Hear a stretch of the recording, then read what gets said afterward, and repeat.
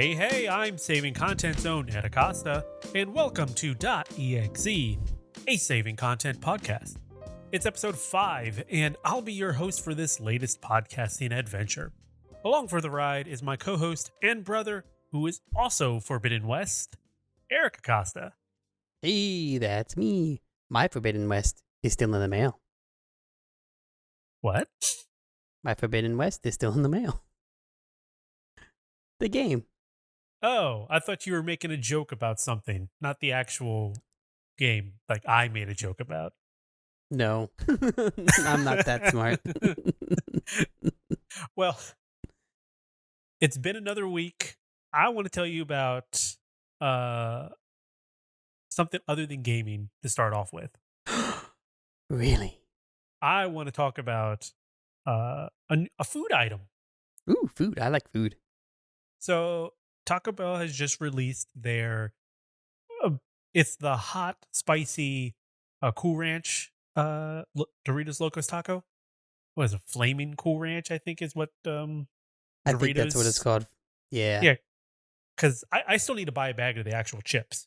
Because I like the flaming hot flavor. But not too much of it, but it's not that hot, but it's got a good flavor to it. So I'm curious how the Cool Ranch actually tastes. Yeah. I mean, if I've had it. Oh. The chips. So And they're not bad. They're just, I don't know. It's like one of those, like I've tasted the flaming hot Cheetos.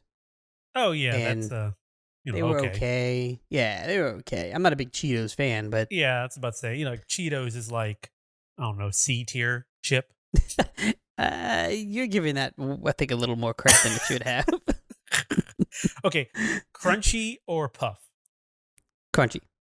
Crunchy, I think I give a D tier. I think I give the puff closer to like a C, maybe low B. See, I like that puff because it reminds me more of like a cheese curl.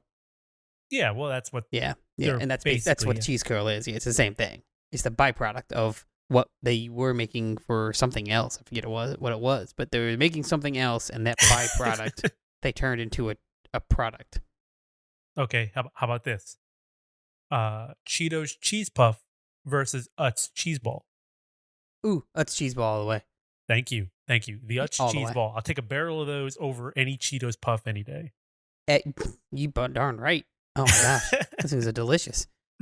And when I say I'll take a barrel, I mean that's a sitting.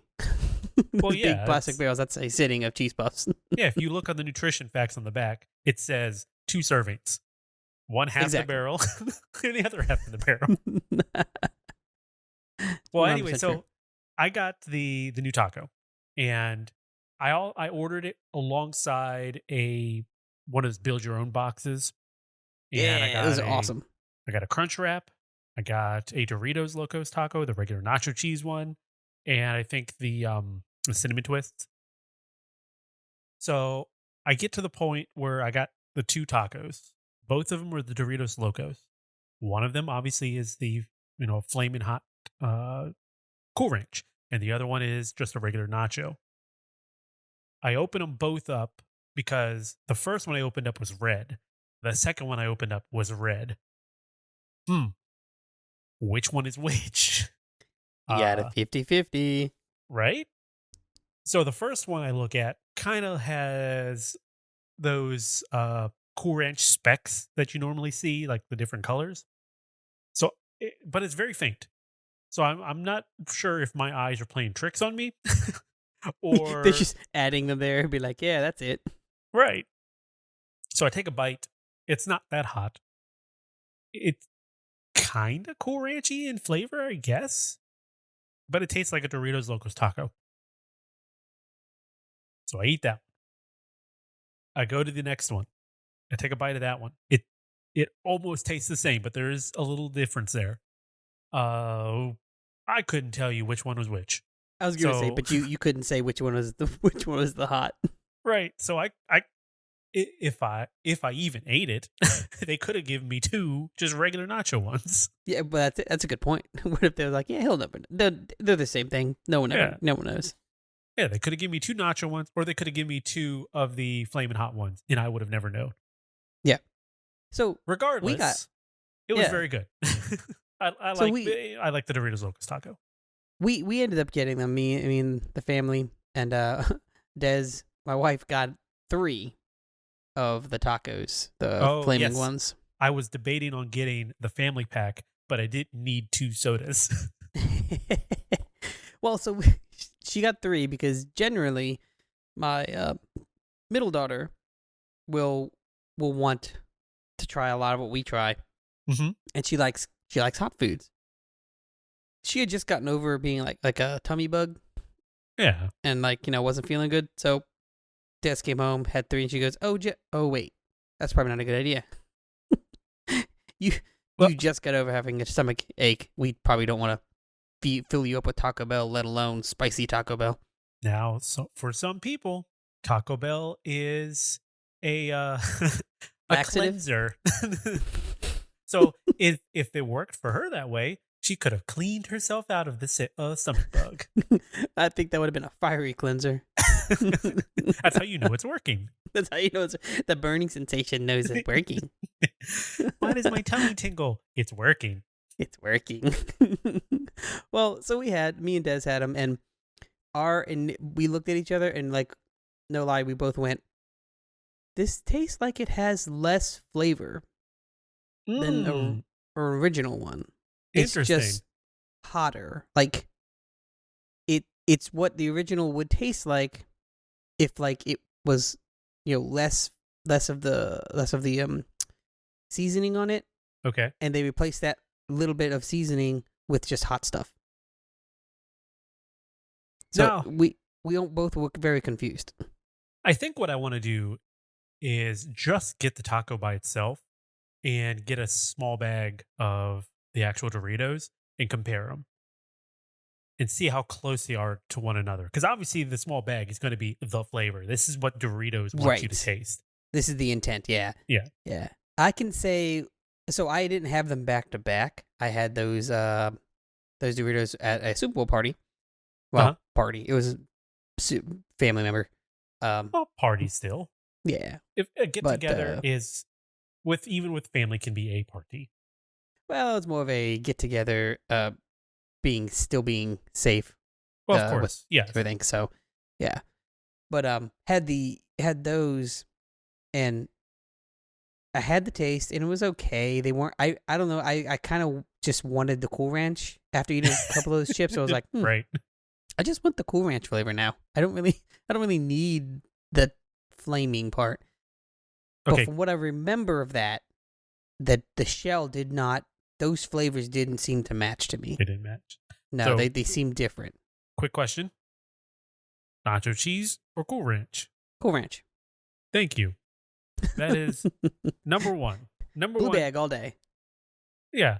You give me a choice between the blue bag and the red bag. I'm going to push the red bag aside and get the blue bag until I get my fill. And then I'll go for the red bag. Then I'll go for the red bag. Oh, here's a question for you. And this was actually brought up on a podcast that I listened to. You probably listened to it too. But do you dip Doritos? Oh, I know which podcast you're talking about. Yeah. I haven't, but I'm not opposed to it. I'll give you the reason why I haven't. Why is that? If I'm dipping let's say a nacho cheese in sour cream, you're going to get nacho cheese in your sour cream, and it's going to ruin it for the other chips that you dip in there. So, I see. Okay. Cross-contamination. Yes. When I'm dipping chips, it's going to be a chip that doesn't have flavor on it. Okay. If I were to take a small serving spoon and put it on the chip, then I don't mind. Or if I know I'm going to finish that whole dip with that one bag, then I don't mind. Same thing goes with like salsa. Right. Typically, those salsa can kind of mask like the cheese flavors and like your I don't know if Doritos still sells a salsa verde one or not, but yes, I believe so. That can hide some of that. But I don't typically dip a coated chip, but I have no qualms if I'm the only one eating it. So that's where that's a difference. I live with a family of people, multiple people that will also be eating said dip. So normal to me is grabbing the dip now, getting a spoon and spooning out, what I want onto a plate. Not because I'm And trying then to doing limit what I eat, but yeah, so I'm not, I'm not dipping into the jar for other people to eat because, me, I double dip. If I know it's just me, I'm double dipping. I'm triple dipping. I'm quadruple. I'm getting as much of that dip on my chip as possible. Is it double dipping if you use a different side of the chip? No. See, it is technically a second dip, yes, but it is not the premise of Seinfeld double dipping that they're going for, because you are at a completely different side of the chip. Now, the problem is I agree. You've introduced a different situation. You now are no longer you're not double dipping in the fact, you're licking, putting your whole face in the bowl. But what you are doing, you have spun the chip so that wherever your finger touched, whatever your hands were touching are now on that chip, which is now in the dip.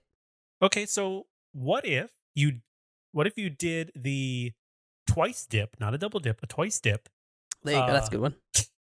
With a coated chip. Is the coating protecting your finger flavor off of the chip? So it's like a sacrificial dusting? Yeah. Ooh, that's a good spin. I like it. I think that's acceptable as long as you don't come back to it. Right? So you spun it and then you touched it again. So no personal foul, first down on down. Right, yeah, not in a 5-yard penalty. You're good. So, I'm gonna have to try again and maybe, like I said, get a small bag just to compare them. But I think it would be interesting if they just sold the dust so that you can coat your own. So, wow, that's funny you say that, because I was just looking on for grocery shopping or whatever, and they now sell the Cinnamon Toast Crunch powder. Yes, they do. I'm like, what? You can put that in your. I think they sell it as like a milk additive. Kind of milk, like a and chocolate they would milk type thing. Yeah, I think they also showed make Cinnamon Toast Crunch toast. Oh no, it's Powdered Toast Man. Yeah, I was like, it's Powdered Toast Man. Because that's how you made the powdered toast. Well, yeah. He's scraping it off his head, but he scraped it off his head, put it in the can, and the kids just dust the can onto your plate, and it made the powdered toast. We're just adding a piece of toast and putting the powdered stuff on top of it. Right. That's essentially what we've done. And I mean, it sounds delicious, and I want to try it because. Oh, me too. Why not? Me too. I am all for weird snack combinations. I'm all for the random flavors of everything. Oh yeah, give it to me. I want to try it. Well, because at the point of if it tastes bad, okay, I don't have to get it again. It's not going to kill me. Yeah, and it's usually like $5 or something like that, so it's never really a big spend. So we got to stop talking about food because it's making me hungry, and I haven't had dinner yet. Ditto, me too. I'm still hungry. You were telling me about some stuff that you have done this week that isn't game related. So why don't we go ahead and get those out of the way before we talk about what we've been playing this week? Get those out of the way. Yeah. Get the normal life out. Yeah. So I've been, yesterday was a day of cleaning the house and forcing the kids to, get off their butt and clean. As you do. Actually, as you do as a father, we completely changed the living room, moved the TV and everything to a different wall, moved the couches. I actually set up a desk for my computer, so now I'm not on the corner of the TV stand, because I was previously, it was you had the TV stand, the flat TV stand, TV, and then if you go 90 degrees perpendicular, I had that little corner on the side where I had a TV and my PC. Right, you basically had the monitor sitting on top of the PC almost. It was in that vicinity. Basically, yeah. And I was in this little red, kind of recliner but not recliner thing. That's It your was weird. dog's chair. That was my dog's chair, and he's happy to have it back now. But yeah, you showed me a picture and it looks really nice. I'm sure unplugging everything and then getting it replugged up was a pain in the butt though. 100% a nightmare, and it was. I mean, overall now it's a lot better because it's cleaner. You don't see it like the rat's nest of wires when you walk into the house now. Right. Because it was before the back end was facing the stairs and you could see it. It had the railing. Yep. Which also made it useful to be able to switch things in and out. Right. I actually like that. But this here, the way I have it set up, it's a lot better because now it's just a PS5, just the soundbar, and just the Switch. So it's not a whole lot of things that I'm having to switch around. And my PC's in a completely different area. Right. Still in the same room, but just a different area. So it's separated. But that leads into the next topic I was going to talk about, which was networking. Oh, yes. Networking a home. Well, so when we first bought this house, we bought it, and I asked the builders, I said, how much would it be to run a network jack and cable to every room in the house? Right. And he kind of looked at me and was like, why would you do that? I mean, I get there's Wi-Fi, but me being old school network, I want a landline or a hardwire just in case, especially for like desktop. There is nothing wrong with that, and I think it's probably more with the area you're in than anything else. Because if you were in a different, let's say, more urban, more cityscape, I'm sure that's a more common to see. Or if you were like in suburbia where people are building houses like that, they're getting it done when they build a house. Right. Well, and that's what I wanted, right? Because which is why it seems a little odd that the guy would be like, why would you want to do that? Like, right? This is the time you do that. But this is the time that you can get get a wire, at least one network, Cat 5 or Cat 6 plug in each room, except for the bathrooms, obviously. And he looked at me like I was crazy, and I was like, okay, well, how much is it going to cost? So he gets back with me on a price. It was like $1,200, $1,200, something like that, which was kind of high, but I'm like, fine, let's go ahead and do it. He goes, oh, but it's too late now. I'm like, what do you mean it's too late now? What? We talked like 2 weeks ago about it. He's like, well, they already put the drywall up. I'm like, what? Like 2 weeks ago, you just had a frame. And you took 2 weeks to get back to me for me to say, basically, it was, he didn't want to do it. Yeah, that's what it sounds like. Because he probably already contracted out the electrician. Yep. Because apparently that's who was going to have to do it anyway. So he probably already contracted the electrician, already paid him. Contract and everything. Right. So he didn't want to do it. So now I'm home moving things around, and I'm having to network the house on my own, which is fine. I've done basic before, but this house is a little different because it's a more open floor plan. Right, you got a high ceiling in the living room. Yeah, I have a high ceiling. So in the living room, it's a high ceiling where it goes basically to the roof. So I don't have an attic there. So I can't just run up into the attic and across. Right? So where I have the router, as you know, is kind of in the corner. So I'm going to have to run conduit, or not conduit, panduit, the cable hiders. Yes. Across the walls. But I have to go either up to the high ceiling and across, or low and over under the stairs, or where the stairs are for walking in.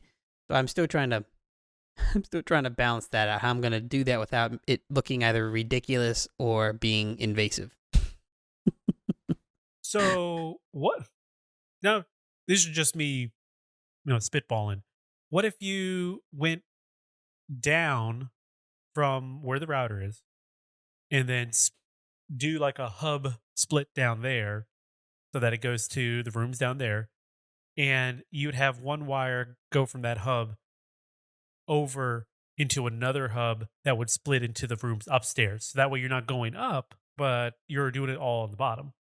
So that's actually what I'm kind of landing on. I'm thinking I'll do a 1 gig, okay. 1 gig switch downstairs in my son's room where I already have one for him because that goes to his computer and to the PS4 he has. And what I'll do was thinking there is go from that hub or that switch and go into the garage, right? Which is above the garage is where my room, or my wife's room, my 2 daughters' rooms are, right? And just have a switch in there. That way, I also have Ethernet in the garage, and I'll just run straight up into the other rooms. Yeah, and then one in the bathroom. So when you have an Ethernet toothbrush, you'll be ready. Exactly. Yeah. Because I need that 1 gig update for my toothbrush. Right. It gets the proper vibrations in. Well, yeah. It'll tell me how many strokes of the brush I have, and if I've been brushing for the correct amount of time. Ding ding ding ding ding. Your brushing time is done. Yeah. Wow, I'm glad this thing's hooked up to this Ethernet. Man, boy howdy, I wouldn't known. I would have been sitting here like a fool brushing for an extra 30 seconds. And so I'm going to finally wrap up my end of the non-gaming talk of okay. we just got my son's I got my son a new PC. Oh yes. How is that? Well, so here's the journey I had, right? Oh, a journey, fun. Journeys. It started because we were playing GTA, right, a while ago, and we could not finish a mission because his computer kept freezing. Yes, I remember. And blue screening. And I found out that it wasn't his graphics card. I was thinking it was his graphics card because it was a really old GT 760, I think is what it is. Yeah, old enough. Yeah, it's an old one. I mean, realistically. But he hasn't been really playing a whole lot of graphically intensive games, so Roblox. It's not heavy. Doesn't need a great a 3060. But it was actually his processor was his CPU was overheating, and I'm like, ooh, well, can't fix that. Was it overheating because of bad cooling? Like, was a fan not working? Was the heatsink coming off, or? So it was a multitude of things. One, it was old. It's an old yes, CPU. I can do it. The fans were caked in dust because apparently my son does not know that he needs to clean his PC out. So I know what he's getting in his stocking next year. Right? Canned air. Canned air. He actually made a joke about that the other day because I have a thing of canned air, and he's like, "Well, you have air in the world. Why do you need air in a can?" I'm like, but the heatsink was also like caked in dust. It was bad. So he did that PC no favors. That's why I was overheating. So gotcha. Got him a new PC. Now, this is the first time I can remember getting a boxed, pre-built PC. I've always built my own. Yeah. And I know you've done pretty much the same thing too, is go out, get what you want for your internals, right? You want put your motherboard. Well, I always start with the graphics card and processor. So what are those two? What do I want on my graphics card? What do I want on my processor? And then what's compatible? What's compatible with those two things? Exactly. And then build it. And then get the case last.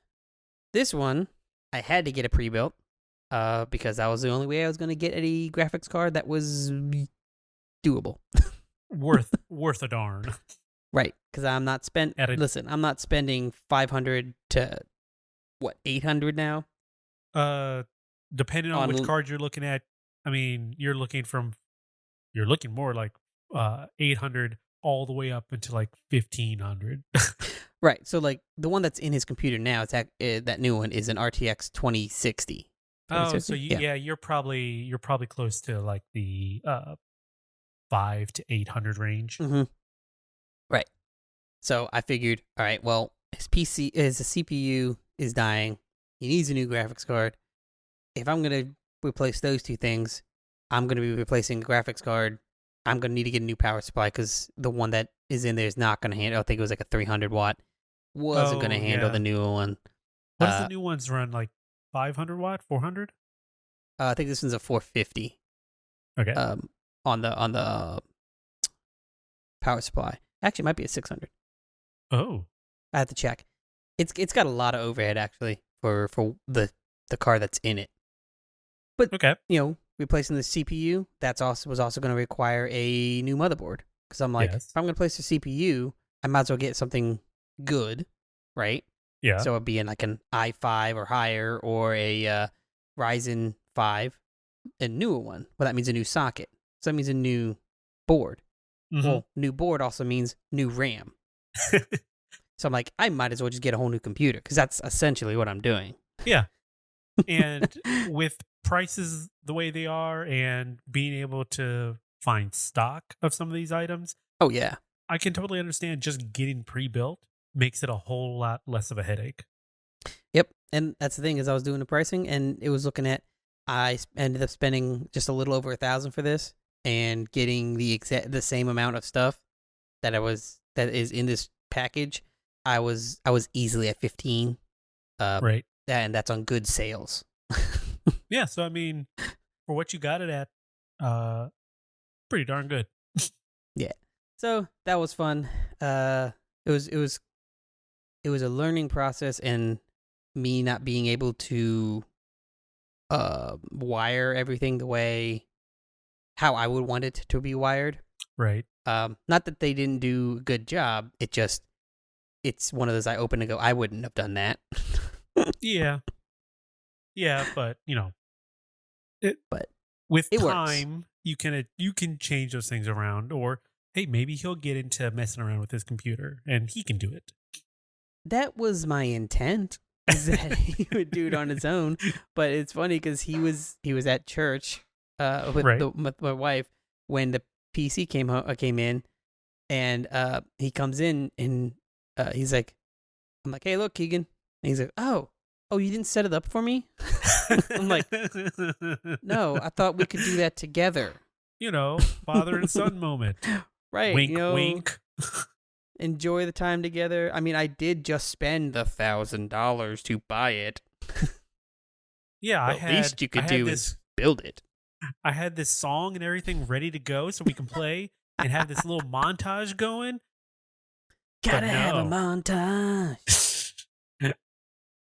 Yeah, maybe he'll get into it. I don't know. Well, he seemed like when I was down there forcing him to listen to me, he seemed like he was doing okay with it. He might be a little more into it now, just because I showed him and kind of explained some more stuff on what's inside of that PC. Okay.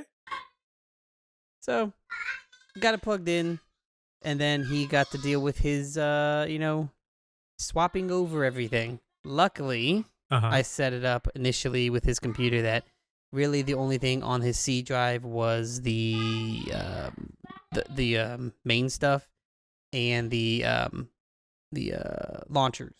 So there wasn't a whole lot of like pictures and stuff that he had to transfer over because I had those set up onto a different drive, and then I set up his games to go on a SSD drive. Which is, a good rule of thumb. Yeah. So everything did pretty well. Just put the SSD and the big file drive, took them off, put them into the new one, and then he just needed to download most of his launchers to his computer. So now I've got I do have a 256, I think it's 256 gigabyte solid state from his computer. That was his old C drive. I'm probably gonna wipe and use that on Genevieve's computer, my middle daughter's computer. Okay. So a 256, she's running out of space. 256. Don't make me laugh. Your Windows boots up in what, a day and a half? Well, no, that's for the old hard drives, not for a solid state. I will always think of that Weird Al song when it comes to building a computer. I listened to that with the Genevieve the other day, and she was really confused because she's not a big tech person. Well, also But you gotta, the lyrics, a lot of that stuff's out of date. I was just getting ready to say, I was like, and a lot of this makes absolutely no sense to her because this is old. Yeah. I was like, it would be awesome if he did like an updated version.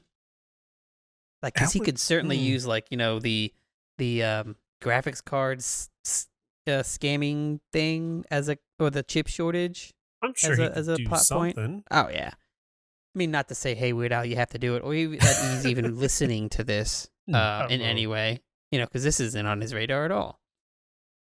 But that would be cool. It would be neat. So let me talk a little bit and do a little bit of my own correction.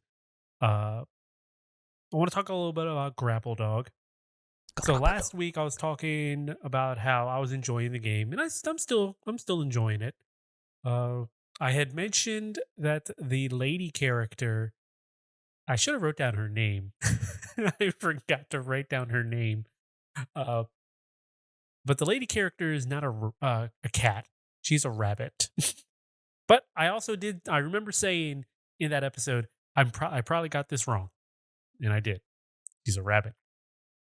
And I believe your dog's name is Pablo. Pablo. It is a name similar to that, if not Pablo. So it sounds like you have issues remembering names, is what I'm getting at here. Yes, that is a deeper issue I have. I am very bad at remembering people's names. I can remember a face, but you tell me your name, you better say your name every time you meet me for a couple times.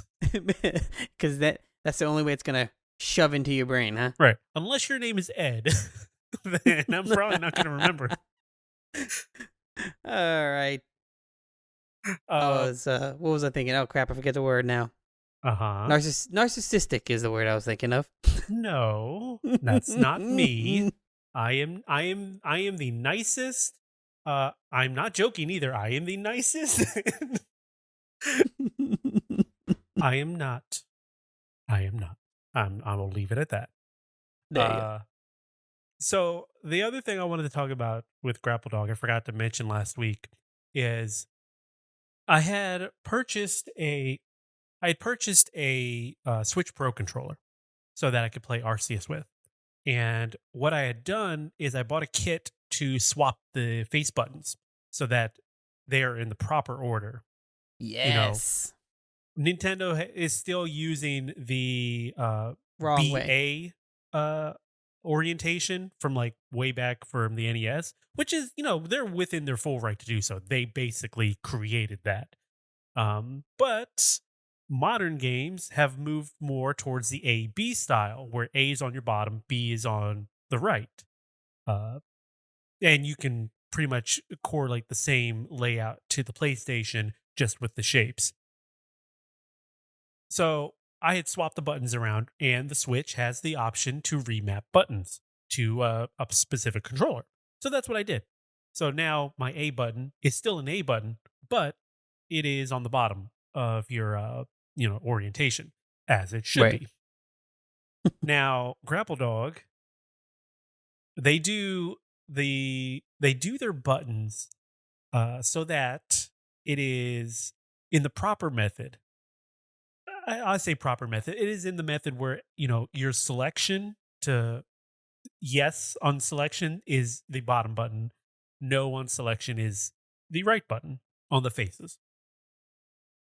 So most games don't do that. They mostly follow the same letter and just wherever Nintendo's button layout is.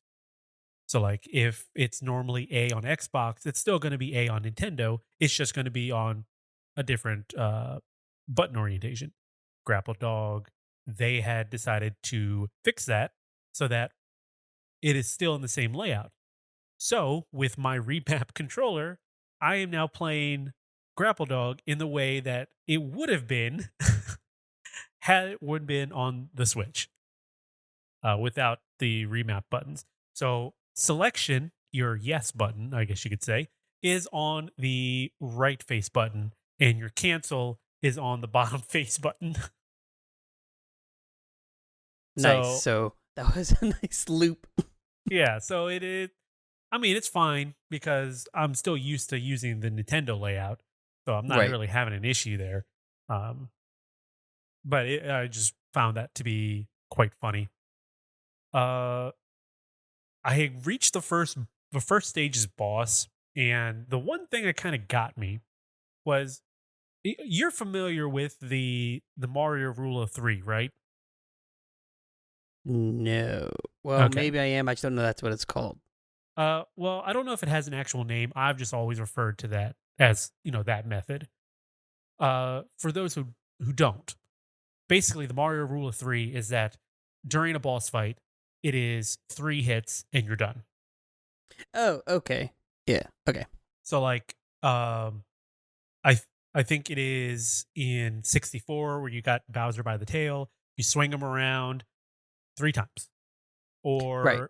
or like in Odyssey, some of those fights you hit a weak point 3 times. Or But like in some games, you have like the boss has 3 levels or yeah, 3 sections or health bars or whatever. Yeah. it is just a unwritten rule of gaming that if you're in a boss fight, you're probably gonna do 3. Whether it's 3 hits, 3 levels, 3 stages, it's gonna be in some form of 3. It's just, I guess, it feels good that way. I don't know, but when a game doesn't do that, it kind of feels like it's going on too long, for me at least. And that's where I'm running into Grapple Dog, at least with the first boss, is I hit the third hit point and it was still going. I'm like, oh, There's the expectation. There's like, yeah, oh, I hit my 3. I thought we were done. yeah. I'm like, oh, we're not done. Okay. So I think it ended up being like five hits, Oh, okay. which, again, it's not Mario. So No. duh. But the expectation was kind of there, especially with the way the game looks, the way the game plays. Uh Even I mentioned it is very Sonic like. Even Sonic, it is typically what, 3 or so hits to Robotnik's I think you're right. Yeah. I think it's floaty usually 3 hits thing. to his airship or whatever we call it. Yeah. Or at least it's like 3 hits, then a new weapon comes out or something, and another 3 hits, whatever. But usually Right. has some sort of 3 to it. So uh and I still stand by my my description that it is Sonic like, in that you can move fast, but it's usually when you use your grapple. But I mean, it's very platformy. It's, like I said, it's a fun game to play. Oh, the other thing, I mentioned that they look like peaches. When I went back and started playing again, um, I don't know why I said peaches. They're definitely oranges. I was going to say some like completely off the wall fruit, like, tangerine, like oranges. They Okay. could be nectarines. I don't know. Nectarines. They're definitely orange in color. Maybe I saw the little the stem in the leaves that come off the top of them and thought it was a peach. Oh, But maybe. no, it is a little round circle that's colored orange with a green stem and 2 leaves on it. So take that as what you will. Uh, I'm calling them oranges now. Now, the other thing I've been playing is, to pass the time, I was looking for a new mobile game, just something to, you know, play on the phone while I got nothing else going on, or I'm waiting for like rendering to happen or something. So I went and downloaded Beatstar, which is a very much Rock Band Guitar Hero type game for your phone. It's got 3 lanes, so left and right thumb and then a center lane. And it's basically a rhythm game, like a Guitar Hero or Rock Band. Notes come down the highway, you hit it at the right time. and it's using actual licensed songs, and it's really fun. I am finding the note tracks that they're putting in this game to be quite uh quite a mix of kind of hard, but also kind of not easy, but entertaining. A fun challenge. Yeah, a fun challenge. So they have your standard, you press the buttons, you hold the buttons, but they also have swipes. So when an arrow points left or right, you swipe your thumb in that direction. I've also run into ones where you're holding, and then at the end of the hold, it has an arrow. So you hold and then you swipe it to that direction. And they definitely, since it's not instrument focused, they're typically going off of the rhythm and the beat of the lyrics, which is actually another interesting way to take this, considering most other rhythm games are doing it by the beat. Right. So That's you're listening to the different. song and you're hitting the beats of like where the lyrics are happening. It just feels good, but it's a mobile game. So it is just chock full of mobile game shenanigans. Yeah, You've got microtransactions and Michael transactions. microtransactions. You've got a lot of them. You can use it to spend money on buying these gems, and the gems can be used to unlock songs and other Timers. things. There are game timers. So Yep. you have 3 boxes that you can have available to you at a time. And when you earn enough points in, like, there's another currency in there I'm forgetting, but when you earn enough of them, you can unlock a box. And once you do that, you unlock the box, and then you gotta wait a certain amount of time before you can redeem that box. You Ugh. only get 3 of those. So once Ugh. you hit 3 and you're waiting for 3 to open up, you really can't play anymore. Oh, you're just kind of done. Now you can pay the currency, the gems, to just go ahead and play the song, or you can pay their subscription fee to to do unlimited play. That's Which it is absolutely ridiculous. It is, like I said, it is chock full of your microtransaction nonsense. that's But it's fun. That's the problem. Is like, if this were a game where it were built off the Rock Band model, where you buy the game and then you just purchase the songs, or it's on your mobile device. If it was tied into your iTunes or your Google Music account, right. and you could purchase songs that way, that would be insanely awesome. But playing this game had got me thinking how much it would be, or how awesome it would be, if Harmonix made a Rock Band for mobile in this way, but obviously not with all the microtransaction stuff. Or if Activision would do Guitar Hero this way. Well, didn't someone from Activision say something about being excited about maybe getting back into Guitar Hero or something like that? I believe that was Microsoft or something. I believe that what's was his jerk face name? I believe that was our lovely Phil Phil Spencer from Microsoft, Okay. who said that. Although Bobby Kotick could have said something about wanting to get back into Guitar Hero, and there was some interview he did where he was saying he wanted to get back into it, but people didn't. He couldn't find a way to do so, but it was because people, or maybe it was Skylanders that he was talking about, but he was basically blaming the customer for things not selling well. That was Skylanders. Yeah, that was. I remember that one. That was Skylanders. He was talking about how, like, the customer didn't like it or enough or whatever, and then they had too many copycats that were just not as good. Yes, it was Skylanders. Or something. Right. Yeah, it was Skylanders. He was throwing the other ones under the bus and then saying it was all the customer's fault for not buying. Skylanders. Yeah, and I think he even like directly called out Disney Infinity, like yeah. on that Infinity on that. I was like, okay, well, But no, the Guitar Hero one, I believe, was Phil Spencer saying, yeah, he's excited with all that stuff with Activision, all the different IPs, so it's a possibility. But that'd be again, nice.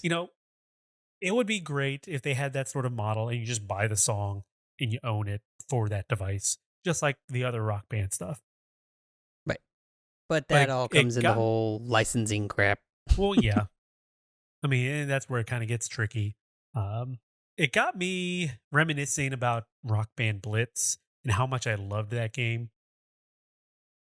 I don't know. Did you ever play Rock Band Blitz? I did not.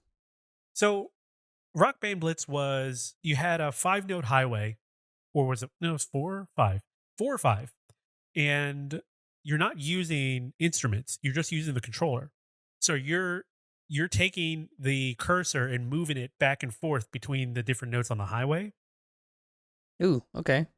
It is very much a spiritual successor to Amplitude. Oh. But I enjoyed that game so much. And then the songs that were on there were really good. Some of them were compatible with songs that you had purchased from Rock Band. And then if you owned the game and you bought the songs from that game, they could be used to play in Rock Band. It was a whole thing. But man, I miss that game. I wish that was something that was re-released or backwards compatible on the Xbox. I don't think it is though. Again, obviously because of the music stuff, but Yeah, I think I remember hearing something about that, like that it wasn't because of the licensing of music, or how long they had the licenses for or whatever. but that is one I would love to revisit.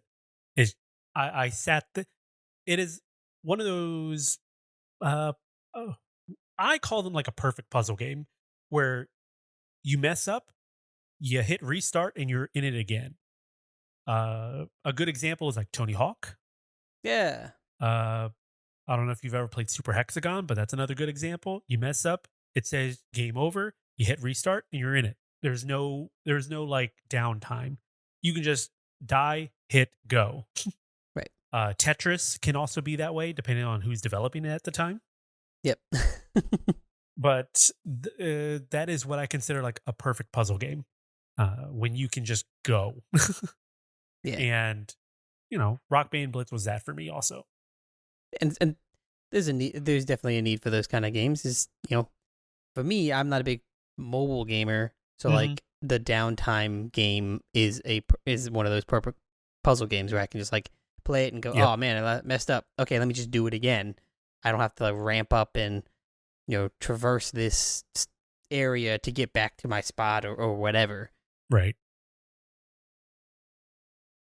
All right, and so the last thing I want to talk about here for what I've been doing this week is I finally purchased a sub in Grand Theft Auto Online, so I can do some of the heists, and been doing the Cayo Perico heist, which is one of the ones that you can do with at least 2 players and earn a bunch of money.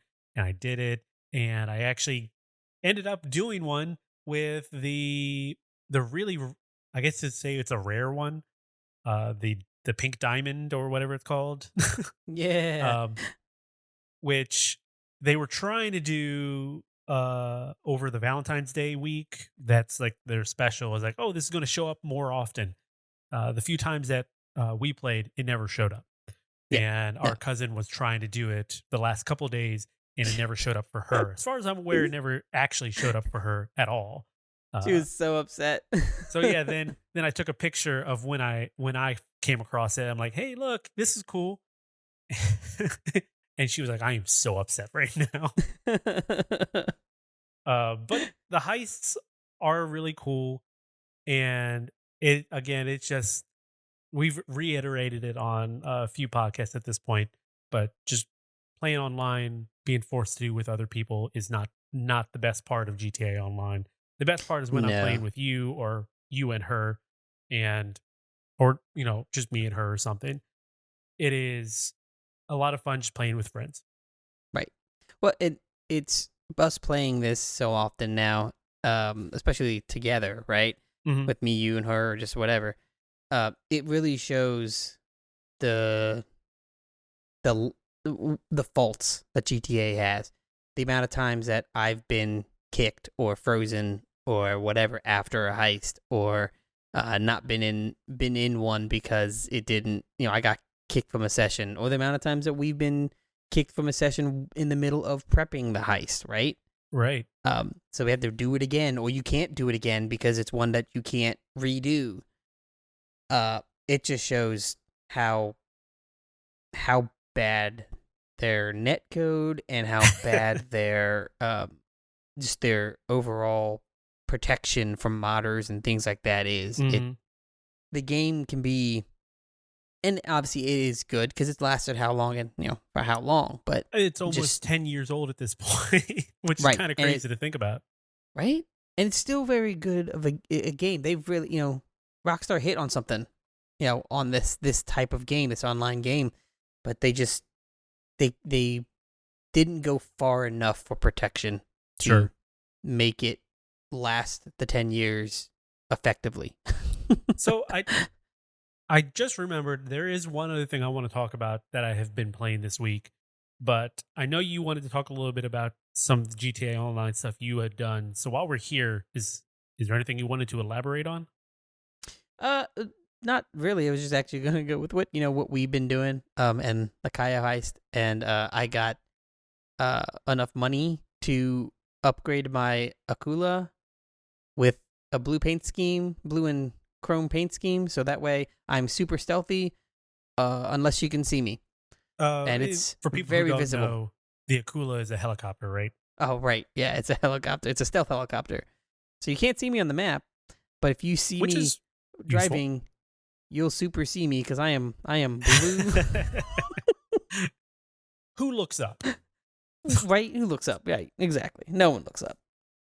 Well, But so the other thing I wanted to talk about is I got a review code in for Dynasty Warriors 9 Empires.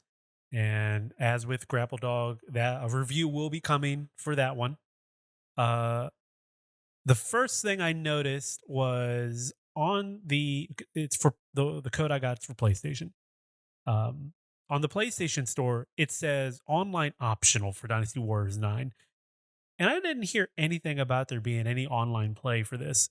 So right? I got digging into some of the different things, like different press releases, their website.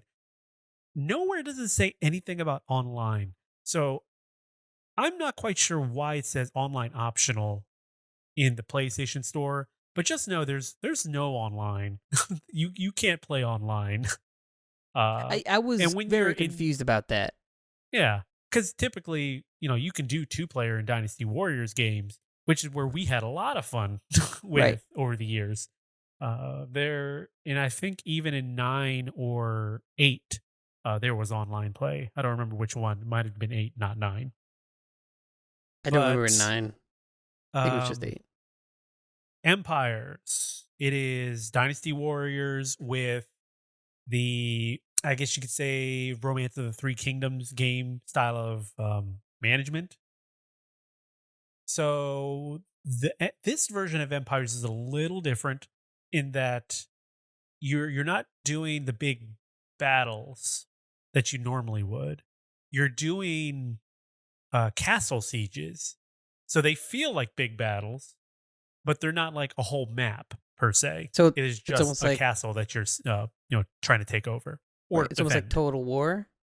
Like how Total War does, like, you're not traversing the whole map. You go into Uh, individual battles. Like you kind of do the economic stuff and then you go into a single battle. um, I'm having a hard time saying yes to that, but kind of. Well, So I'm let way me off base is what let me let me explain. So, in the actual battle, it's Dynasty Warriors. So, don't think of this as like the Romance of Three Kingdoms game where it's turn it's based. You're not looking tactical. down. It's not tactical. The tactical part comes in issuing commands or like government type of stuff. Being able to do trades, being able to manage your officers to go do other things. Some of the things that you can do, you can obviously trade, you can train, you can hire people, you can create more opportunities for farms so that you can feed your people, be able to create more opportunities to earn gold so that you can pay your people and be able to buy things. Uh, there's just a lot of management stuff in there. And everything that you do takes time. So if you want to, let's say, train some troops for a certain officer, let's say you have Xiaodun on your team and you want him to refill his troops, you can go do that, but it takes one whole month to do. Think of the month as your turn. Okay. So you have 1 month, you do that. And it is 5 months, I believe, before you go to what they call the war table. And that is kind of where everybody gets together in your, your region, whatever you're controlling. And you get to decide what's the goals for the next coming 5 months or 6 months or whatever it is. And uh, basically setting yourself up to be able to earn bonuses by completing those goals. You can also list whether you want to invade a territory within those and earn a bonus for invading. You can invade at any time, but if you claim that you want to invade during that war table session, then you get a little bit of a bonus. But if you don't do it by the end, then they force you into it. Oh, so it's if you're not prepared, regardless. yes, if you're not prepared, you could come out really bad. Ooh. So when you get into the actual battle, you take whichever officers are in that land. So let's say you have Xiaodun in the same area that your captain is, but you have, let's say, Cao Cao over on another part of China where you control. You cannot bring Cao Cao over to fight that battle. Because he's in a different part of China. You would have to travel. Okay. You would have to do a turn to get him to move over there, which doesn't cost you any resources to do. So, big ups there. But you have to give up a turn to get him to come over there. Right. So it's very board gamey-esque. Oh yeah, the whole management part is very much that. It is very much, what am I going to do and what am I going to sacrifice? When you get into the actual gameplay, it is very, very Dynasty Warriors. I mean, it is so familiar. Like all my memory reflexes or whatever you want to call it came right back to me. But, and you will probably understand this, there's a big frustration I have with the way the game plays because it is not the typical XX or not. Well, I guess it would be square, triangle. Yeah, square, triangle. It is not that. So let me explain how they do it. And I don't remember it being this way in 9, but it could have been. I'd have to go back and look. But your square is your attack, and that's your basic attack. You can still pull your combos off of that.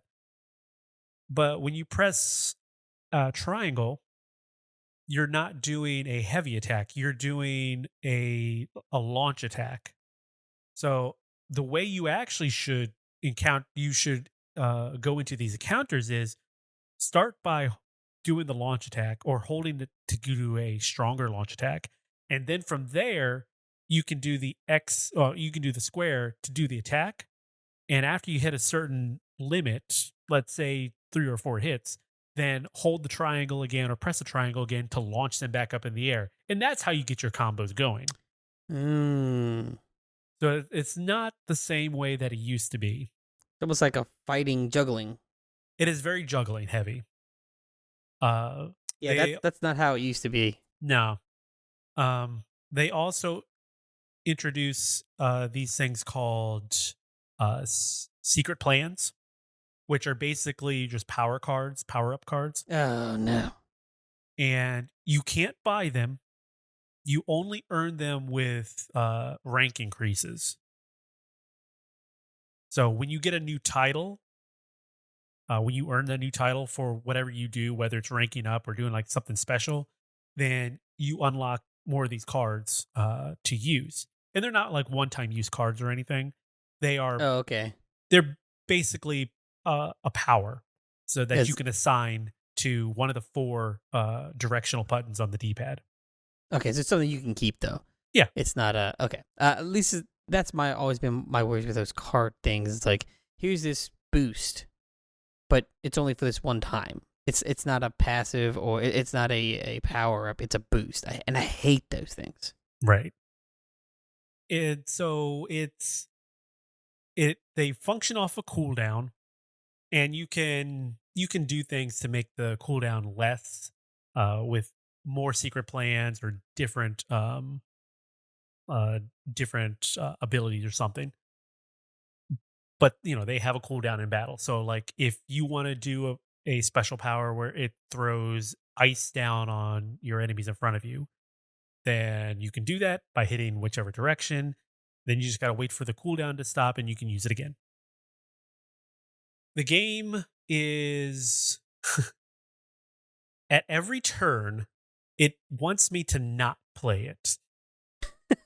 So whether it's just the combat aspect or the actual graphics and performance, Oh no. if you put it on, well, Dynasty Wars always had an issue with like pop in and an issue with frame rate. Yeah. Well, yeah. I mean, the amount of individual characters that they have on the screen at one time. I understand that. That makes sense. They have so many characters on the screen at one time. Yes, there's going to be pop-in, and yes, there's going to be frame rate issues. Oh yeah. So, and you would think with newer hardware they'd fix some of that stuff, but they tend to not fix it and just try to make it more. So Oh, instead of fixing what they had, they just add to it to make it look better, and it has the same frame rate issues. So with Empires, they give you the toggle that you see on a lot of games now, a performance mode and a graphics mode.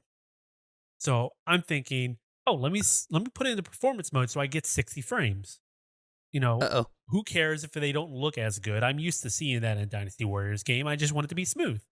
Right. Well, graphically, Dynasty Warriors has not been the, God of War. Yeah, when I'm not thinking, ooh, look how pretty these graphics look when I'm playing Dynasty Warriors.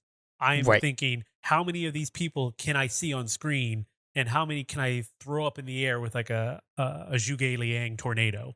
Right. Yes. Zhangnado. Yes, the Zagnado. So in performance mode, it runs at 60, but its screen tears like a biatch. Ooh. It is bad. Uh, it was almost to the point where I just didn't want to play it anymore because it was that bad running around, trying to play the game. So Ooh. I decided, okay, let me save. Which, by the way, they don't tell you there's an autosave. At least I didn't. I may have missed the prompt. So I was looking all over for a place to actually save, and I'm like, okay, which option in this menu will let me save? Where do I go? What do they think I would go to save? Yeah. Well, I had that problem in Arceus. I was almost like, okay, let me just quit and hopefully there is an autosave. But then I found it, so I hit save. I go out and I switch it to graphics mode instead. The graphics mode, they say it is a better resolution, so graphics, with a somewhat stable 30 frames per second. Somewhat stable. I don't think they use the word somewhat stable, but it's Oh, something okay. like that. And I can average 30 frames per second. I forget the wording on it. So I go and switch to that, and I go look at my load, and they have autosaves. So it was there, but also had my save. So I'm like, whew, okay, good. Wish they would have said something, or maybe I wish I would have seen it. So I loaded up, get in the game. First thing I notice is the character portraits they animate when they're talking. They are animating in 30 frames per second now. They're not 60. So it even does that in 30 frames. Everything is 30 frames. Yeah. Which, small tangent, there's no English voice acting at all. It is all Japanese. Well, poop. I don't mind because you get the reflection, of what is being said, the intonation and everything. Because I'm used to playing Yakuza that way with the Japanese, and it just sounds good. Like I was even playing Judgment for a little bit in Japanese just to get the intonation of the characters. But there's no English at all. So some of that charm that was with the Dynasty Warriors games was just the broken and bad English translations. That's where, we have a lot of our inside jokes come from. Yeah. I mean, we'll cut Shoe's feet out from under them. Did they die beautifully? So, it's something that's missing, but I'm still, I still enjoy it. Anyway. So is there English there subtitles? is English dubs. Okay. Subs, I'm sorry. English subs. Not so dub. you can read, it's there. You assume I can read. Oh, yeah. So when I got into the game, it did 30, the performance mode, the graphics mode. It is definitely 30 frames per second. I don't really notice much in the way of the graphics changing. The resolution, it looks the same to me. But there's no screen tearing. And I was going to say, is that better because they're not forcing a 60? I think it is because I wasn't getting aggravated while playing it in graphics mode. So just heads up, if you're going to play Dynasty Warriors 9 Empires, I may suggest graphics over performance unless they do a patch or something that gets rid of the screen tearing. It's just not good. I wonder if that was an afterthought. It might be. I mean, the version I'm playing is the PS5 version. So I do wonder if maybe on the PS4 version, if there is even a performance graphics toggle, and if doing it on performance mode on a PlayStation 4 copy is more stable than a PlayStation 5 copy. Which would be insane, but Okay. So there are some games out there that you do that with, and the PlayStation 4 version on the PS5 version is better. The Grand Theft Auto Trilogy collection, whatever that new one that came out was. The definitive edition? Yeah, the definitive edition. It is actually the best way to play if you're on PlayStation is to play the PS4 copy in performance mode. It's kind of crazy to think that is the way to play. But you play it, the PS4 copy on your PS5 in performance mode. We just need to tell, or developers just need to be like, look, don't worry about a performance and a graphics mode. Just when we get to the point where there's a graphics mode where you can do 60 frames or 120 or whatever at at good fidelity or good graphical, I think that's what amounts. needs. Yeah, I think something needs to be in the whatever they call it. I think both companies, Sony and Microsoft, have a different word for it. But when you submit a game, it should be, does your game hit 60 frames per second? Yes. Right. You're clear. It doesn't? No. Go back to the drawing board. Right. This should be a benchmark. Yeah. Just make it a benchmark and say, okay, the consumer base wants 60 frames. Okay. Make it as a benchmark at 60 frames and that it works at 60 frames. If it is not graphically amazing, then it's just not graphically amazing. Yeah. Or go back to it and work it to make it better. But this, to me, this whole performance graphics mode, it's almost like a cop-out / added work that doesn't need to be there. Yeah, because I find myself, if it's got an option for performance or graphics, I'm going performance.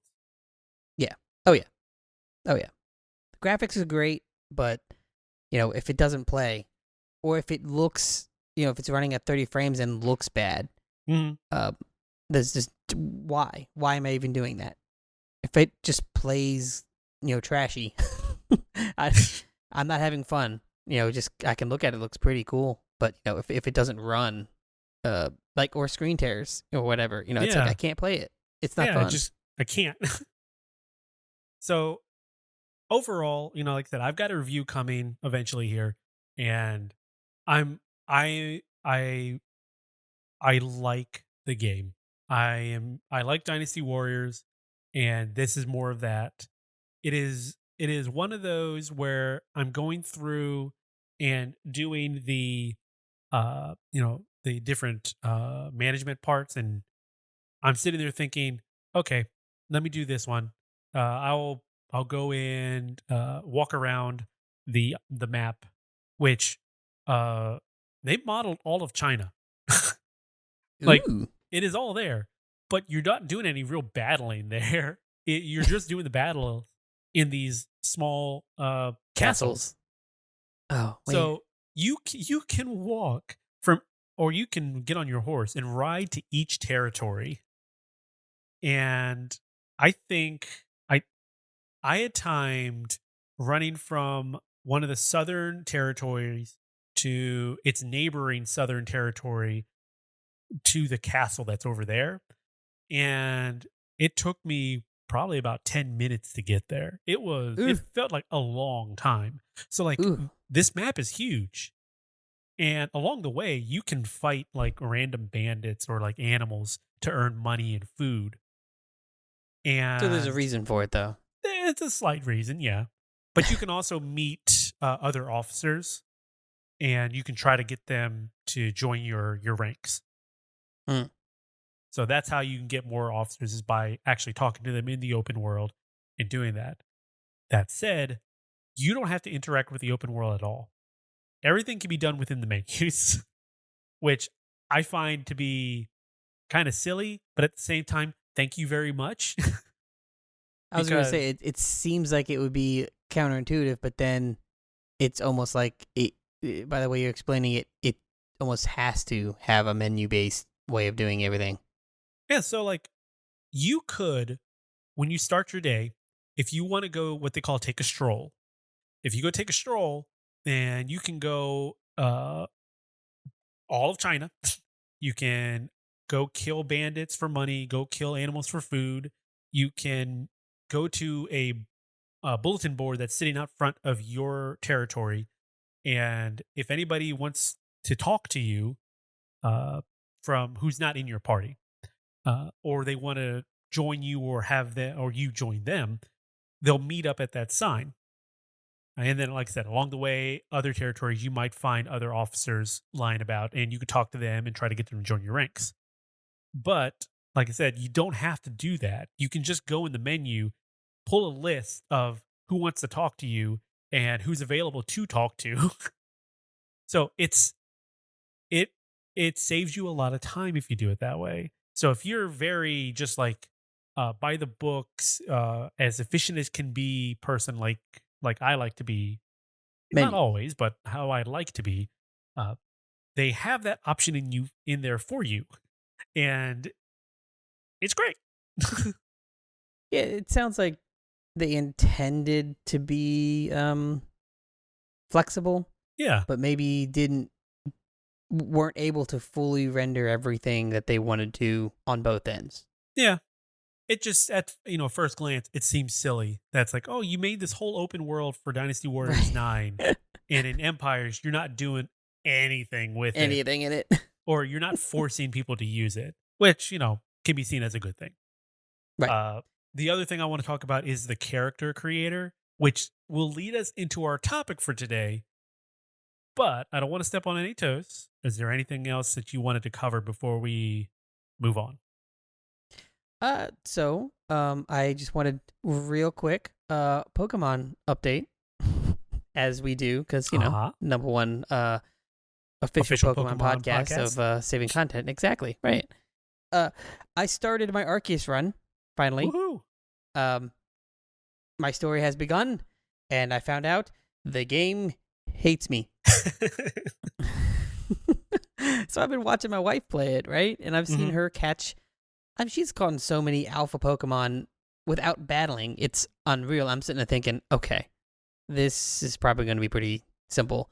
Because she's able to, like, throw a regular Pokeball and catch... Like, I think the first or second one I saw, she had thrown it one time, Pokeball, caught it. No fight, no nothing. I was like, all right. And like I said, she's got, like, a whole team of alpha, right? I literally spent on a Rapidash. I spent 25, 30 Pokeballs. Right. Trying to sneak catch it, and I guarantee you the amount of back hits were at least 50%, and every time it jumped like 3 times or whatever, and then busted out. I wasted 5 Great Balls, and then I finally just was like, screw it, I'm gonna battle it. And I started battling it, and I wasted another like 10 Pokeballs in the battle when it had like so little health, and it did a move that had recoil and killed itself. Like, what? Wait a minute. What's going on here? I'm like, I've seen that it's possible. I watched my wife do it. It's possible. Why can't I do it? What am I doing wrong? That Rapidash is a level 50 or something, right? 40. It's 40. Yeah. I mean, I'm at it's 3 up stars. I'm at the point I'm at 3 stars where 40 and below will listen to me. But what is your team consist of? Mid 20s, high 30s, or mid 20s, low 30s. I mean, yeah. So I think it's just bad luck with the trying to catch it outside of battle. The Pokemon RNG's left me. It's gone to Dez. Yeah. It said, you've had plenty of years with me, rolling with you in the good graces, not missing sleep or missing sleep powder, stun powder. You're done. Yeah. You can handle what everyone else has to deal with now. And you know what? She spends more time with me than you do, so I'm gonna favor her. Right? Well, so yeah, that's basically. I just started, so I haven't gotten very far in that. But it seems to me I'm going to be playing the I Hate You RNG game with that for a little while. But I did want to mention I did get back in, or is continuing my Pokemon Fire Red 100 run. I'm at 32 Pokemon currently at 100. Okay, out of 150. Yes, out of the so far 150. So I'm almost making progress.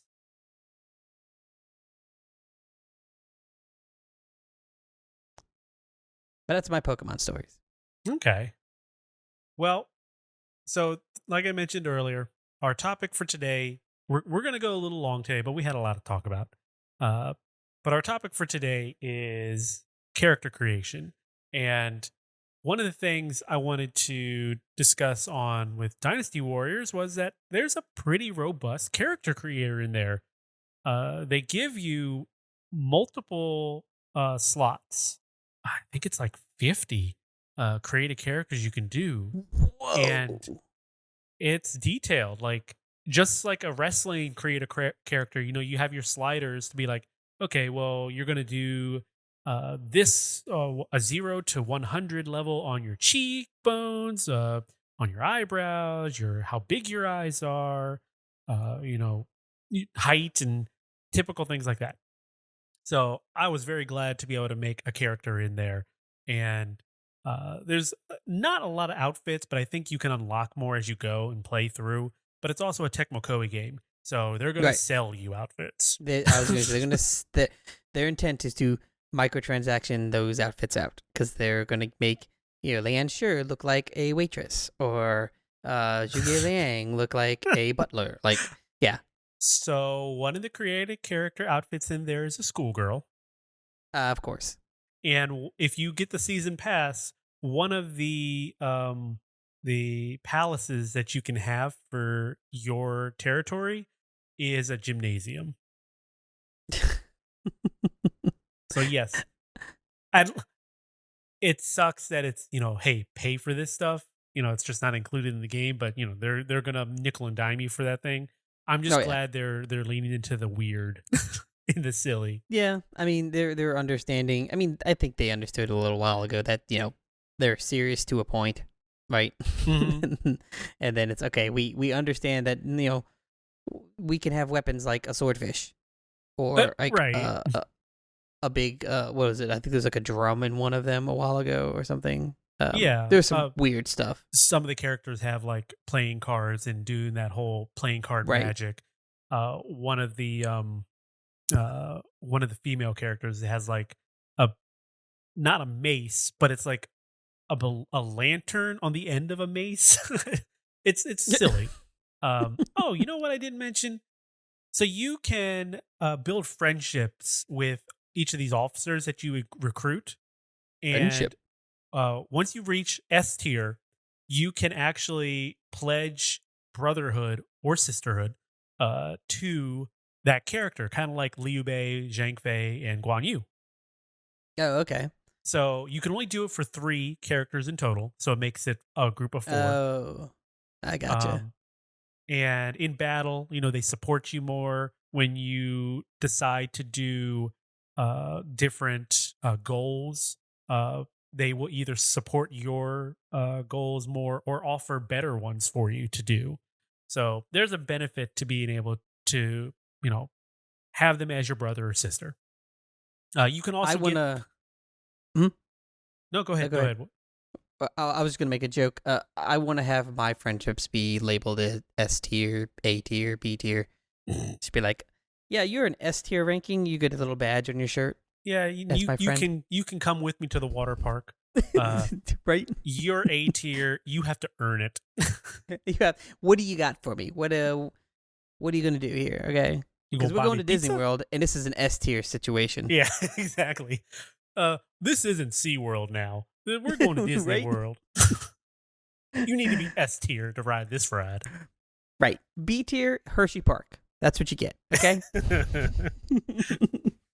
uh, so the other thing that you can do is with your created character or even the other officers in the game, you can get married to the opposite sex. There's no same sex or anything in here, which is unfortunate, but I guess You can historically get accurate. married. You can get married. And you can have children. Wait. What? So You mean I can marry Hootie McBooty? so my character, Hong Well, is married to Zhu Hong, the guy with the turban and the big axe. Yeah.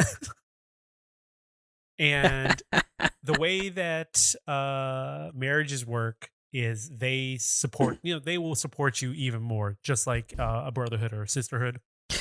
So do they count as like an S tier friend? Yes, because you have to be Okay. S tier for them to pledge their love to you, and then you accept yes or no. Okay. I got. Yeah. Yes or no? 'Cause, Sorry, we're just really good friends. Right. S tier. Right. Sorry, we don't marry. I had to turn down some guy, some lonely officer, not a named Musu officer. I'm like, yeah, I don't think this is gonna work. Sorry, you're not named. It's not gonna work. You're not popular enough. Right.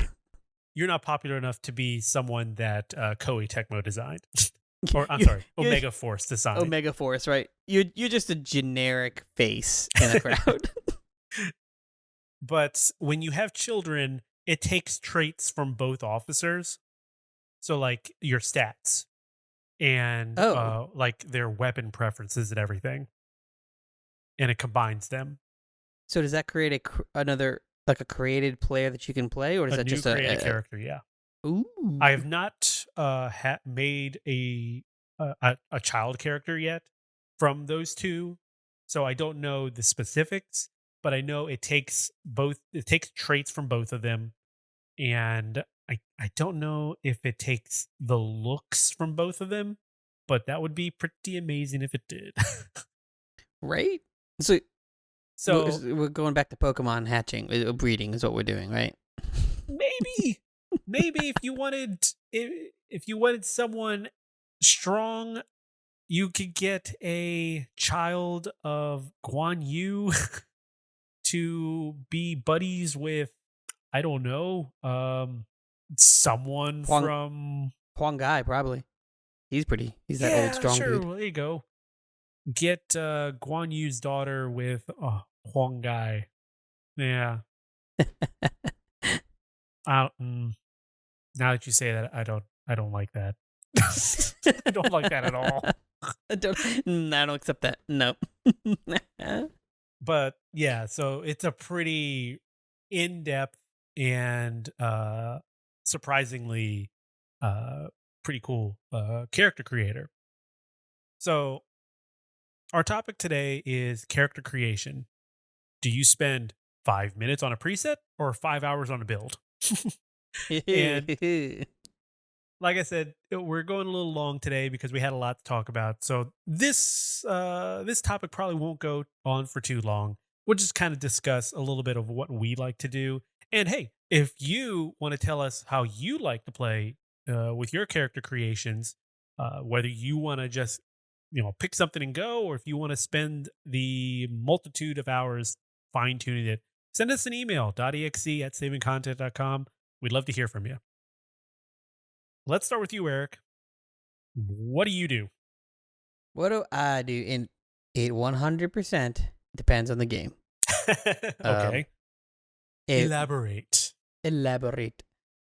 Wrestling games. Yes. I will spend days making a character. If I haven't played a wrestling game. Yeah, I haven't played a wrestling game in a little while. But it's because they haven't been pretty good. They've been pretty bad. That's about some of it. But the last one I played was 19, the WWE 19. What is it called again? Was it 19 or 18? It was probably 2K19 at that point. Yeah.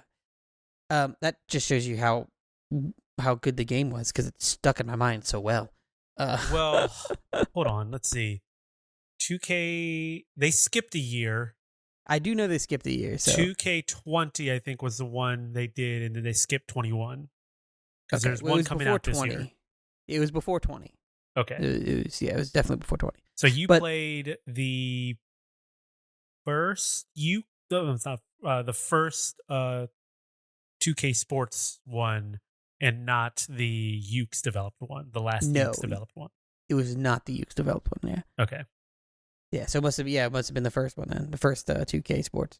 So it depends, like I said, it depends on the game. And wrestling games, I will spend literally days creating a character. Because it's not just about making the character look cool or stupid, like I've done many of those. Yes. I don't know if you remember, but I made a character in one of the games. It was what was it? Dos Locos. Oh, I remember Pontos this or something guy. like that. Yes. Or now I can't remember the full name now. I think Dos Locos Pantalones. Yes, I was about to say it had pants in there. Yeah, Dos Locos Pantalones. It made no sense.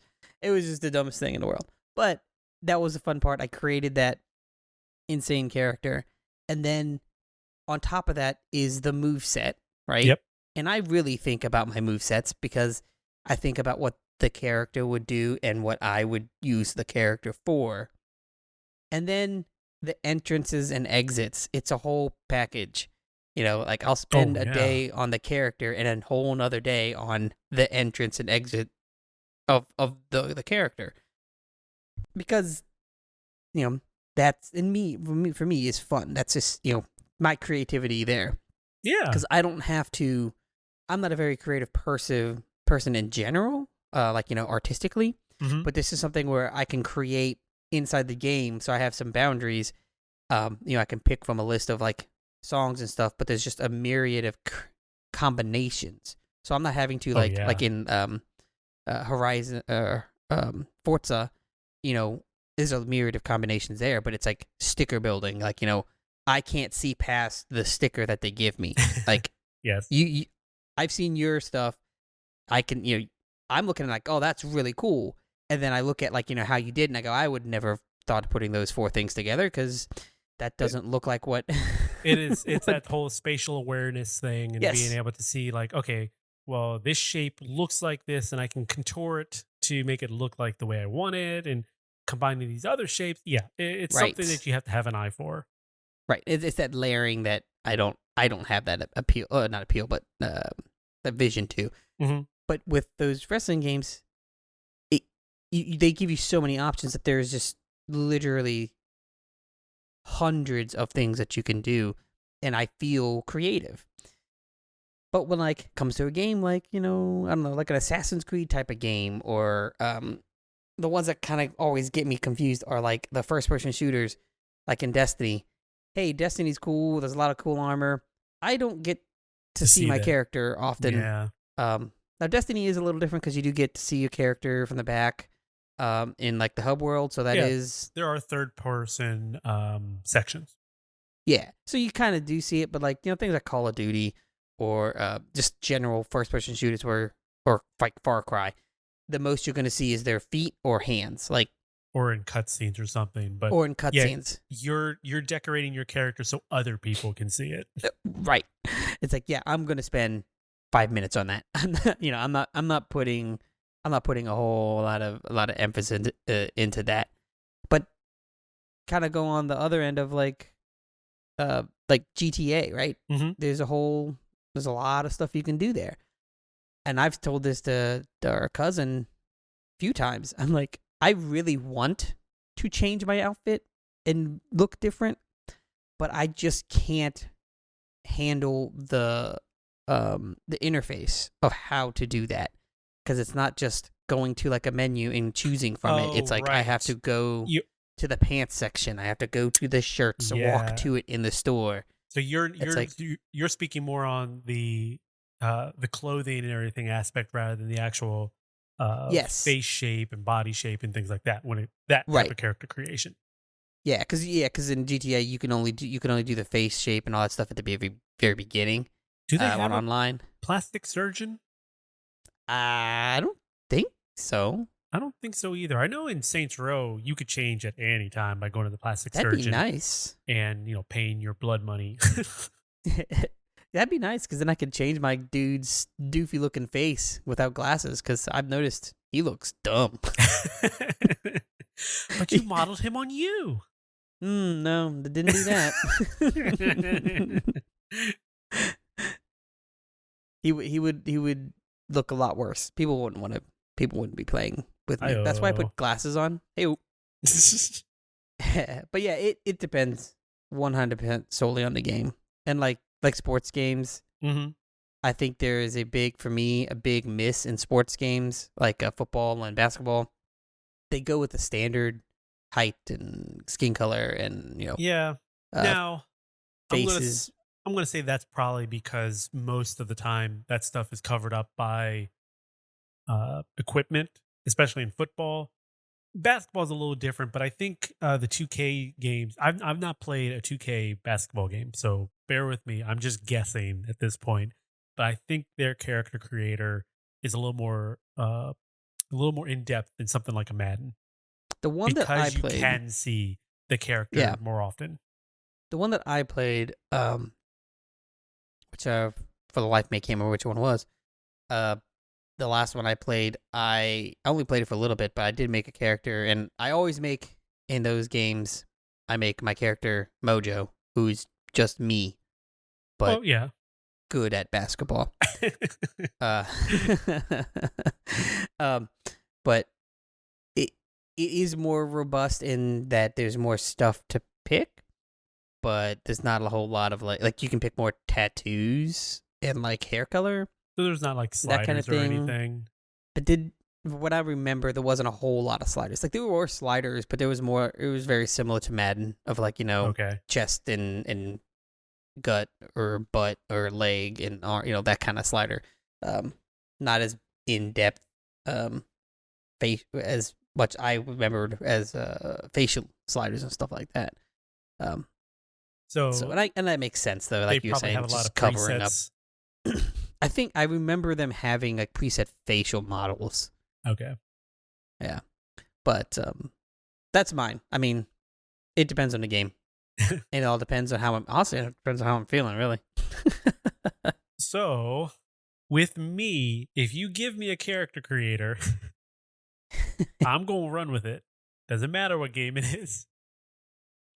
To me, it's more on what I'm creating. If I'm going to create myself, or like say, someone I know, a partner at the time, or like, someone in the family, I'm going to try to get it as accurate as possible. And you can't do that with presets. So I'm always a little bummed when I see presets. I prefer sliders. I prefer sliders all day long. Let me tweak and, torment myself for hours on end trying to get the mouth shape just right. I always mess up the mouth shape and the nose. So it's an interesting thing that I remember reading somewhere. There's a phenomena where you can't really create yourself very well, even if you're looking at a mirror or a picture. But you have a skewed version of yourself, right? Yeah. But if you try to create somebody else, more often than not, you're not gonna hit it unless you're really good, but you'll get it closer than yourself. Which has always struck me as weird. It's like, I'm looking at a picture of myself and I'm trying to put it into the game, and it's like they still don't look right. But then I get a picture of someone I'm trying to put in the game, and I do that, and it's like, oh wow, that looks really close. Now I wonder, does that still hold water if it's like an older picture of yourself, like a younger picture where, it's not something where you're looking at the mirror and it's recent-ish, but like, when you were like a teenager, because you're no longer, those details are no longer part of your body or your face. They were previously, but no, you've got they've changed, right? Now, I wonder if that maybe might make a difference. Now that's not fair because, we don't age. Well, yeah, we're Asian. That's just how that happens. No, we ate that dragon's blood. Yeah, right? We know Kung Fu. I've not heard that, but that's an interesting thing to think about. I might have to try that one day to see if maybe using an older picture would trick my brain to be like, yeah, that's closer. Right, almost like it. Like I said, though, you're seeing this every day, and like you're either making up or not making up for things that is or isn't there right you're now. Subconsciously trying to correct for things that your brain sees like, oh, I don't like this. I don't like your nose twisting this way, even though maybe it is a feature of your face that people would know you by or recognize you by. Right, you're gonna fix it. So if you're trying to do it 100% accurate, it's going to be off. Right, and I think that a lot of that's just measurements, right? That's the only real way you're going to do true accuracy is actual having measurements of your face, which I've not seen a game do quite yet when it comes to character creation. Is like, okay, well, instead of a slider, we're going to let you input actual measurements.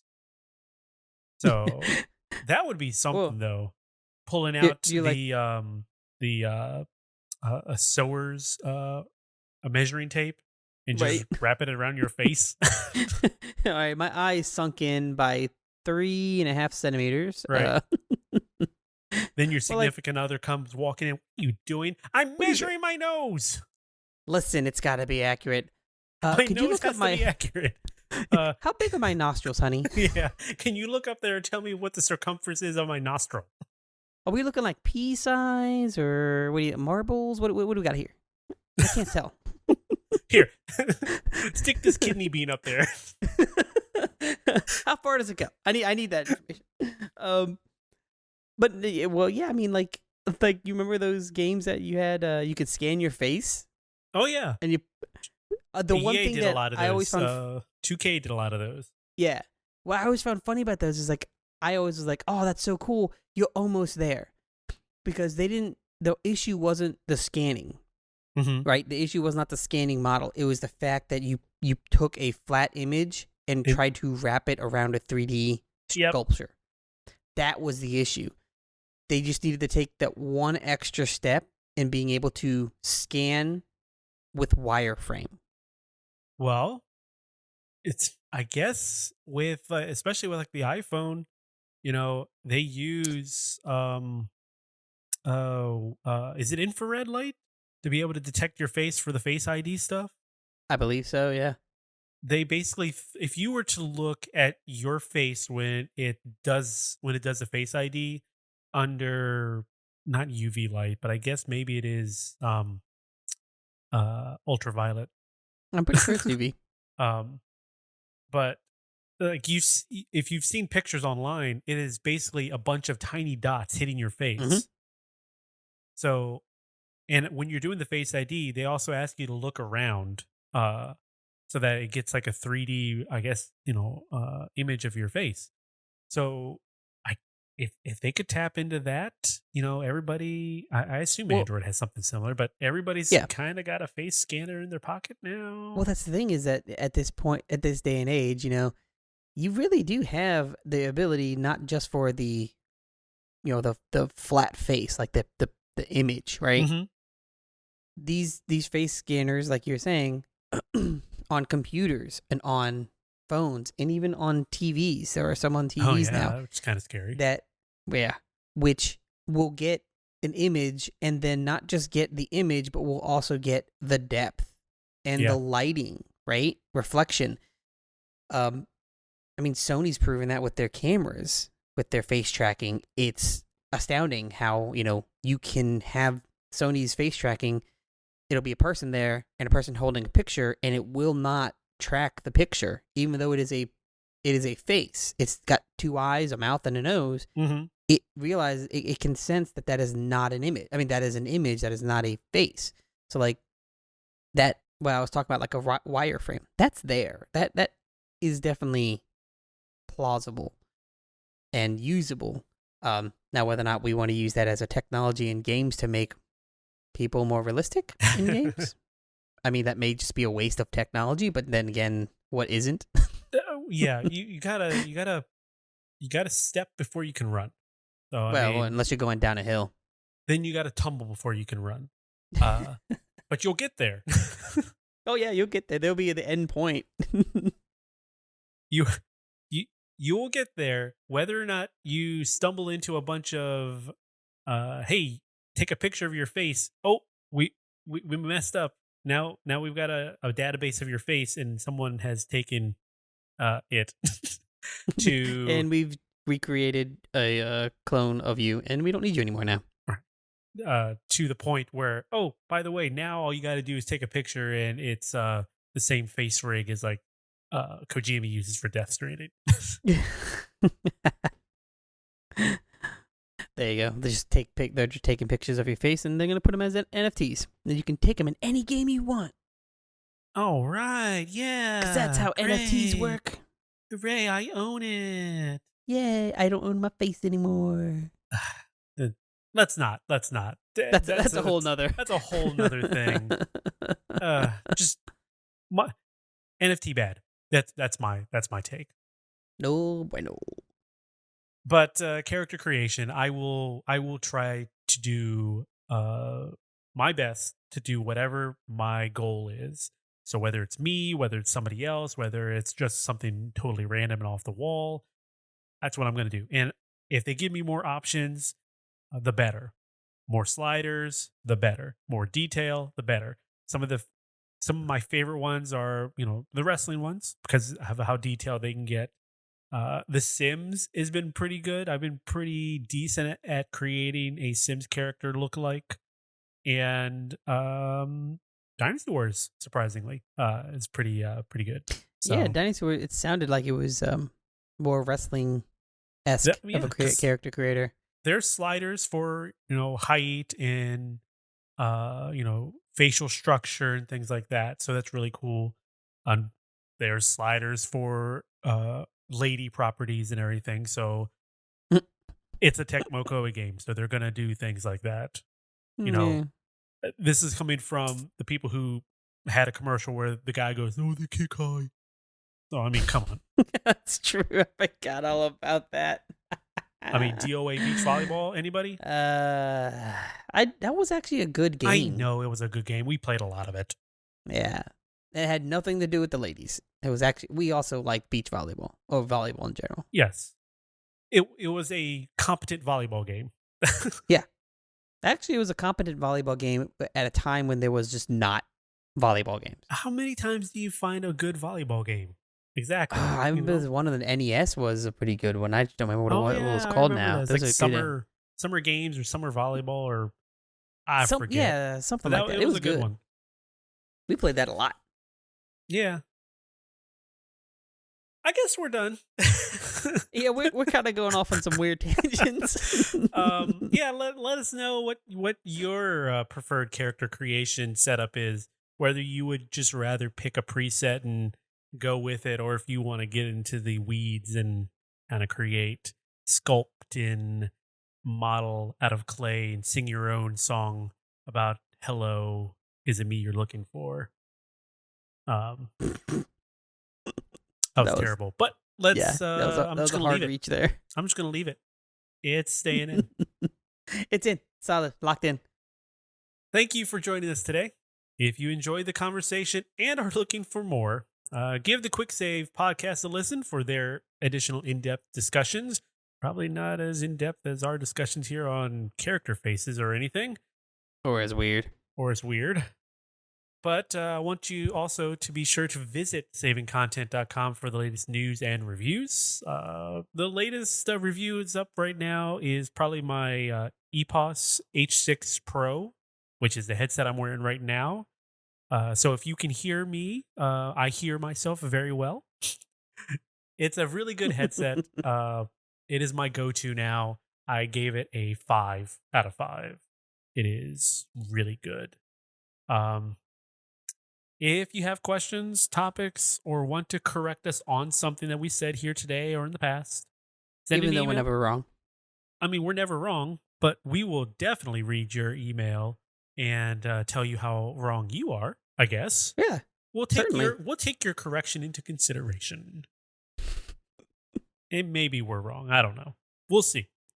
But we would like you to send an email to dotEXE at savingcontent.com, or you can post over on one of our socials, Twitter or Facebook, at savingcontent. Be sure to take a minute and subscribe to the dotEXE podcast if you haven't yet. And why not go and subscribe to the Saving Content YouTube channel as well? Our podcasts are posted up on there, as long and all the other podcast sources that you would normally find, for the most part. And finally, if you do like the show, which I hope you do, give us a rating and a review. You can do it right in your podcast app. And tell your friends about us. Tell your friends about the wonderful .exe guys. It'll help us grow, and we'd really appreciate it. So thank you guys for listening, and gals. Thank you for listening. And remember, kindness costs us nothing, but it means everything. Good night.